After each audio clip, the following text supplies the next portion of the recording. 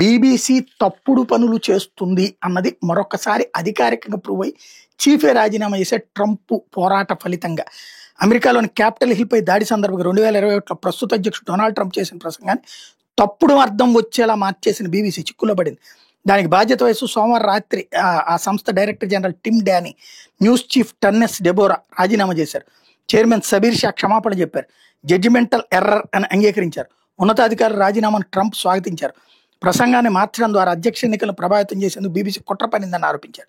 2021 జనవరి 6వ తేదీన వాషింగ్టన్లోని capital hill మీద తన మద్దతుదారులు దాడులు చేసిన సందర్భంగా ట్రంప్ సుమారు గంట పాటు ప్రసంగించారు. దీన్ని తన పనోరమా డాక్యుమెంటరీలో బీబీసీ తప్పుగా ఎడిట్ చేసి ప్రసారం చేసింది. అందులో ఒక భాగంలో క్యాపిటల్ హిల్కు వెళ్తున్నాం, మీతో పాటు నేను అక్కడికి వస్తున్నాం, మనం పోరాడదాం, ఘోరంగా పోరాడదాం అన్నట్టుగా ఉంది. కానీ కత్తిరించిన భాగంలో శాంతియుతంగా ఆందోళనకారులు పోరాడాలని చెప్పినట్టుగా ఉంది. దీని మీద తీవ్ర విమర్శలు వచ్చినాయి. ఆ ట్రంప్ రాజకీయంగా ఒత్తిడి తెచ్చారు. దీంతో ప్రభుత్వ నిధులతో నడిచే బీబీసీ నుంచి డైరెక్టర్ జనరల్, న్యూస్ చీఫ్ వైదొలగాల్సి వచ్చింది.